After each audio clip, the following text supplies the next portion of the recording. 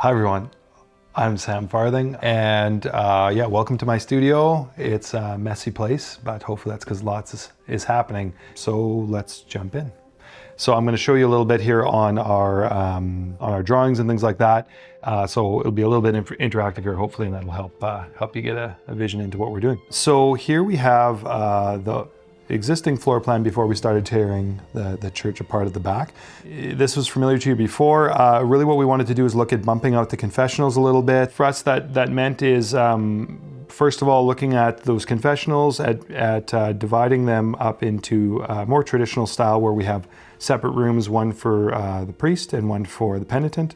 So we wanted to look at that. So dividing what previously was confessionals in the back of the church has seen different uses throughout time in the parish, kind of bring those back. What has previously been choir access in this location here, we have had restored to the previous access to the choir through the vestibule. And so now we'll be closing that off and putting in our confessionals there on both sides. One other really important consideration for us was to have the work done in the back of the church in conversation with the work happening at the front. A lot of our design inspiration from the front, I've kind of talked about style a little bit. It's of a Romanesque or a neo-Romanesque style. As we were looking through precedents for the ciborium in the church, for the ciborium, we had an example of a church that was constructed in Marseille in France. There's a number of reasons why we landed on this church as a kind of a pretty strong precedent to help guide our design. This church in Marseille was one of our starting points. And so I'll just point out a few features in here that we found inspiring.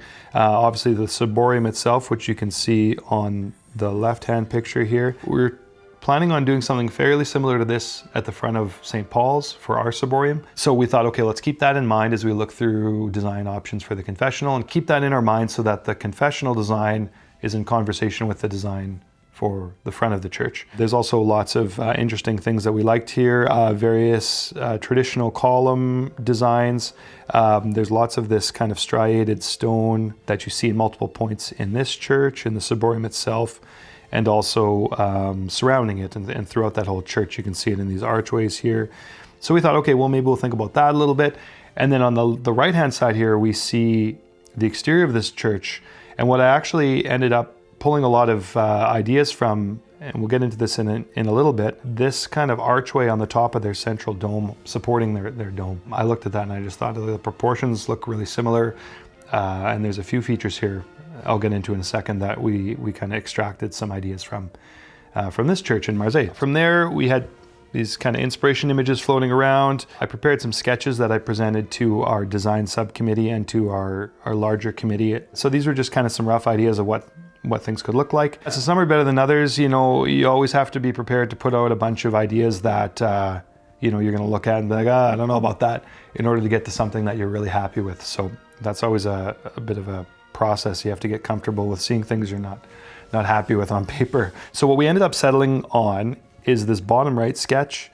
Now you can see there's a lot of similarity between that and the ciborium in Marseille and the ciborium sketches and design development that we've put together for St. Paul's. We started with that. We thought, okay, let's start there. Everybody liked that sketch the best, and we thought we'd move forward. And we also started looking at some sketches for the holy door in the center here. So, again, we thought the proportions were working good here, that the doors, the height, everything was starting to come together nicely. One thing I started to think about at this point is there are lots of sprinkler pipes and things going on up here. We kind of thought, okay, maybe this peak needs to come down a little bit. And as we started to work through those, we thought, okay, well, maybe the previous example was just a little high considering some of the sprinkler and electrical work services that are kind of going on above the confessionals. So we brought the peak down and just fine-tuned things a little bit here, thinking about some of the design elements of the woodwork on either side, column heights, looking at the detailing of all the woodwork that's going on the outside here. We also decided to kind of split that peak into two in response to seeing some of those pictures of the outside of that dome in the church in Marseille that we thought was a good inspiration for us. You'll be able to see some of the elements that we saw. I'm showing on this sketch the striated stone look. In this case, we think it'll probably be out of wood, and over the archway of the confessional doors. Lots of detail on these pediments over top of the confessional doors. When we see lots of detail really richly in a small space like this, it kind of gives us this clue that there's something important going on here. Also, a window in the door. We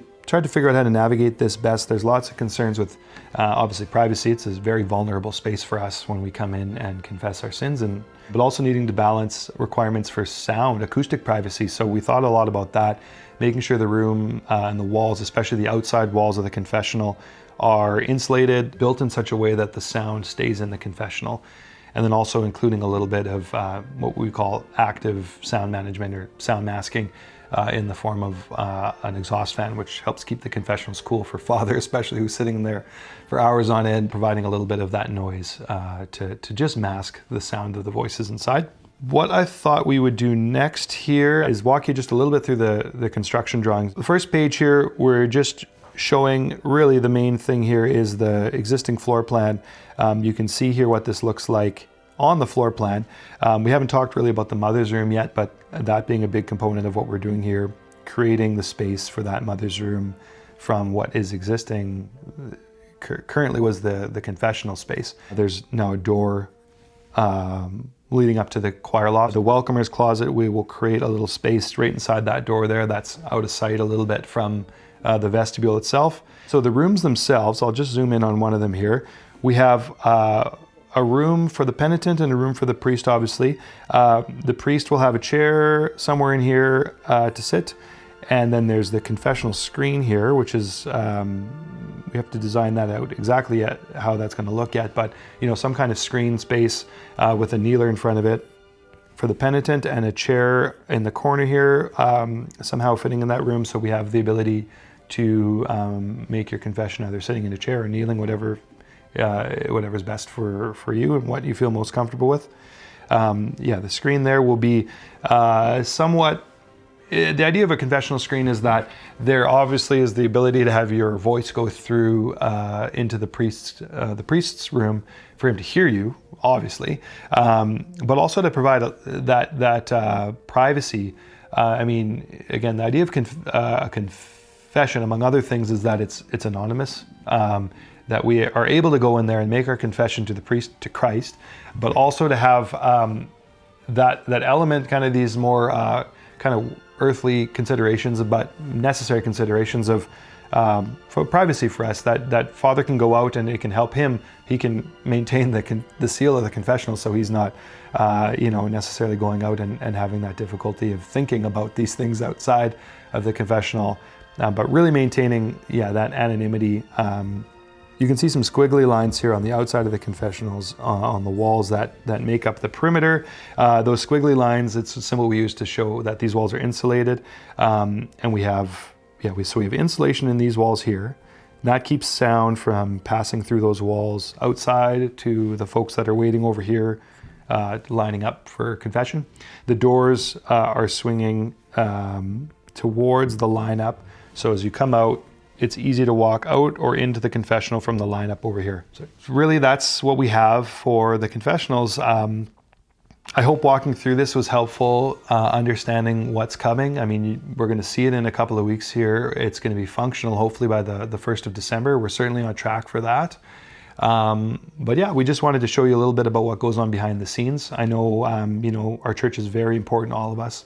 The architecture matters to us. I think we probably all have at least some appreciation for the beauty of our church and wanting to make sure that's, that those of us that are entrusted with that process, the design committee, the design subcommittee, the renovation committee, that we're all, taking that very seriously. And so we thought we'd like to show you that and let you into that process a little bit to hopefully appreciate it and know that we're certainly taking it seriously, and it's a huge honor for myself to be involved in this process. So thank you very much. And I think that's it.